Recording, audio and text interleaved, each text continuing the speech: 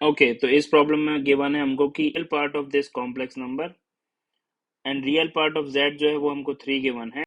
तो real part of this complex number अगर belong कर रहा है अल्फा से बीटा में, तो हमको 24 टाइम्स बीटा माइनस अल्फा की वैल्यू बतानी। So we can start with the real part of z अगर 3 गिवन है तो कॉम्प्लेक्स नंबर को हम मान सकते हैं z is equal to 3 plus iota by. तो कॉन्जुगेट ऑफ कॉम्प्लेक्स नंबर जो है वो बन जाएगा हमारे पास में 3 minus iota by. z minus z bar अगर हम कैलकुलेट करेंगे तो वो आ जाएगा हमारे पास में ट्वाइस ऑफ आयोटा बाई, और z इंटू जेड बार जो है वो होता है मॉडुलस ऑफ z का square. So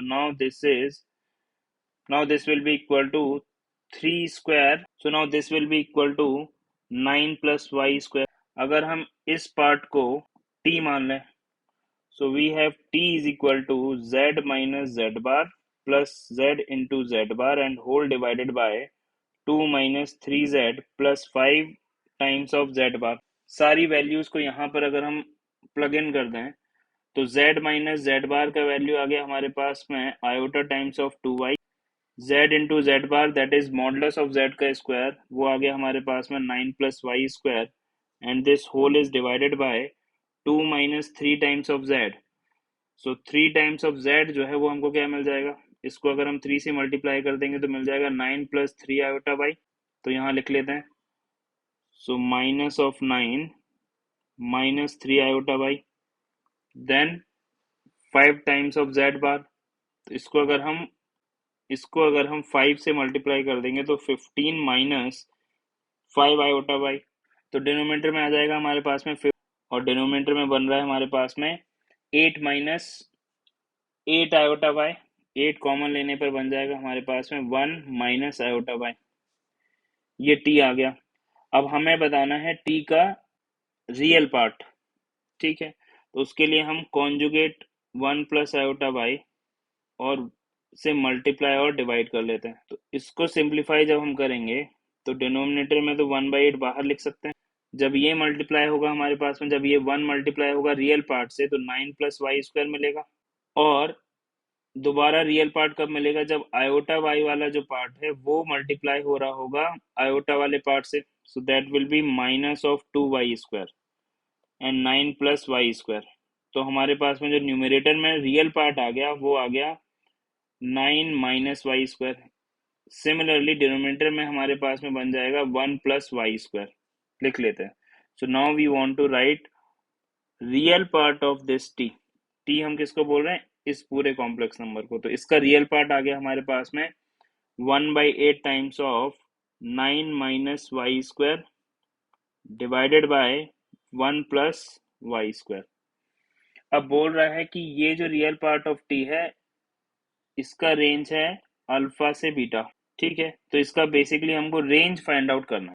so we can begin with 1 plus y square is greater than equal to 1 and smaller than infinity, ऐसा लिख सकते हैं हम। ओके, सो नाउ इसको अगर हम थोड़ा सा सिंप्लीफाई कर लें तो 1/8 एज इट इज रहने देते हैं। 9 को लिख सकते हैं हम 10 minus of 1 minus y square, minus common लिया तो 1 प्लस वाई स्क्वायर।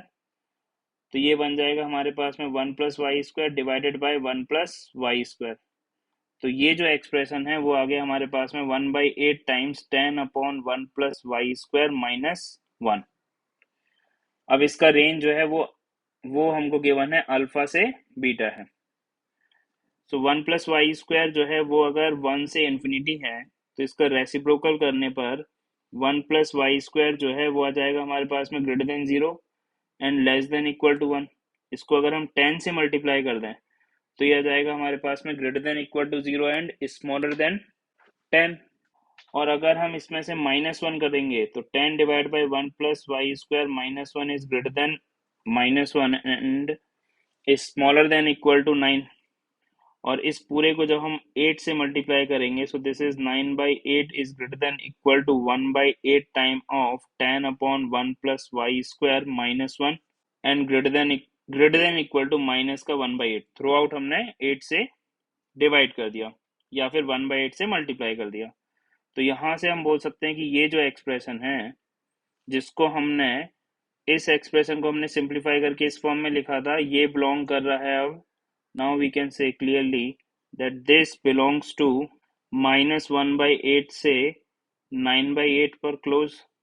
तो अल्फा का वैल्यू हो गया हमारे पास में, अल्फा का वैल्यू हो गया हमारे पास में -1/8 एंड बीटा का वैल्यू इज 9/8। हमसे पूछा गया है to evaluate the value of 24 times beta minus alpha, so that is equal to 24 times beta is 9/8, minus of alpha will be plus of 1/8, so 24 multiplied by 10/8, so that is equal to 24 into 5/4, so 4, this is 6, so what we are getting is answer 30. So which is our option?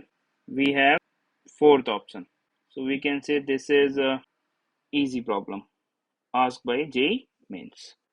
So I hope this is clear to all of you.